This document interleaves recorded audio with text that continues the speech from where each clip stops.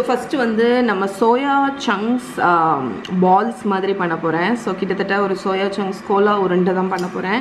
So அதுக்கு வந்து meal மேக்கரை வந்து ஒரு பவுலில் எடுத்திருக்கேன். இதில் வந்து ஹாட் வாட்டர் ஊற்றி நம்ம மூடி வச்சிடலாம். ஒரு 10 நிமிஷம் வேகணும் அது. ஓகே,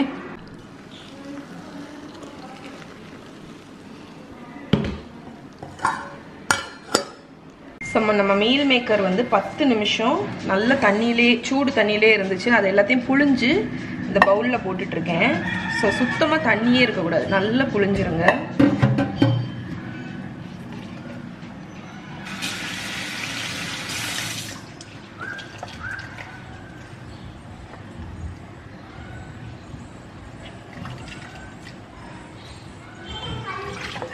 ஸோ இந்த பவுலில் போட்டாச்சு.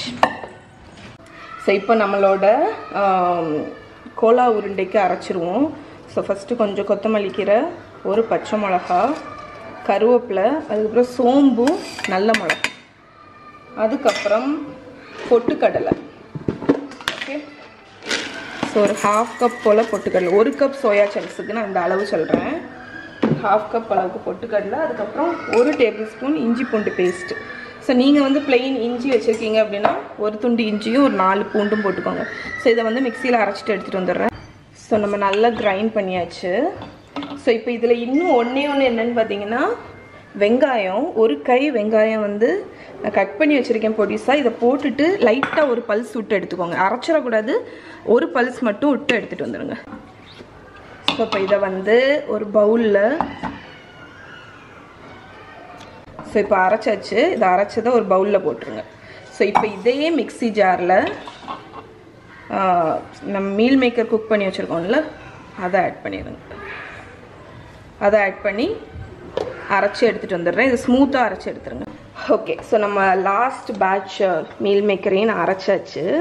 ஸோ அரைச்சதை இந்த பவுலில் போட்டு இப்போ வந்து நல்லா எல்லாத்தையும் நைஸாக அரைச்சிருங்க, அப்போ தான் பைண்ட் ஆகும்.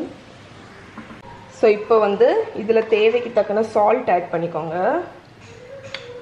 அதுக்கப்புறம் நம்ம இதை வந்து நல்லா மிக்ஸ் பண்ண போகிறோம். ஸோ கொஞ்சம் கடலை மாவு நம்ம ஆட் பண்ணோம், ஏன்னா வந்து நம்ம ஃப்ரை பண்ணும்போது பைண்ட் ஆகணும் பார்த்தீங்கன்னா, அதனால. ஸோ ஃபஸ்ட்டு இதை நம்ம மிக்ஸ் பண்ணிடுவோம்.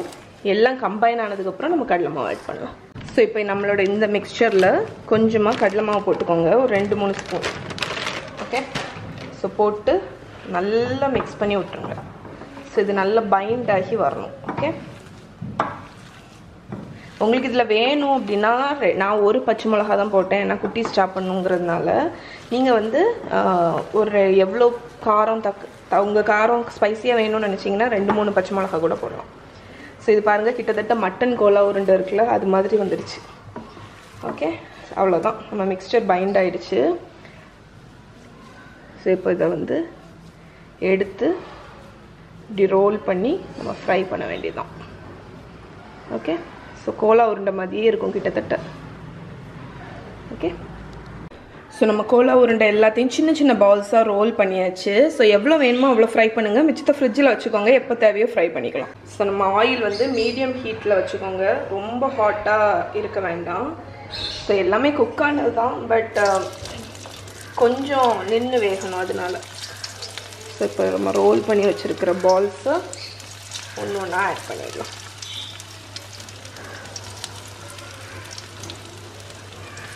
ஸோ நல்லா கோல்டனாக ஃப்ரை ஆகட்டும்.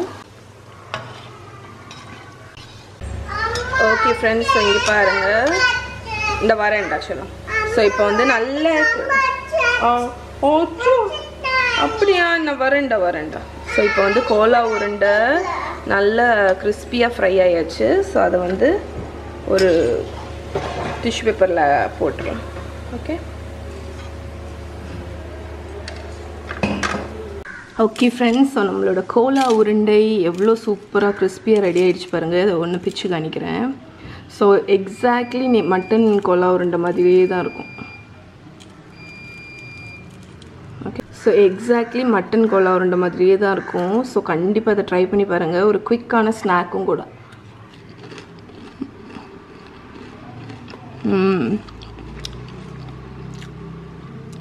க்ரன்ச்சினஸ் கேக்கு தான், அவுட்டர் வந்து அவ்வளோ கிறிஸ்பியாக இருக்குது.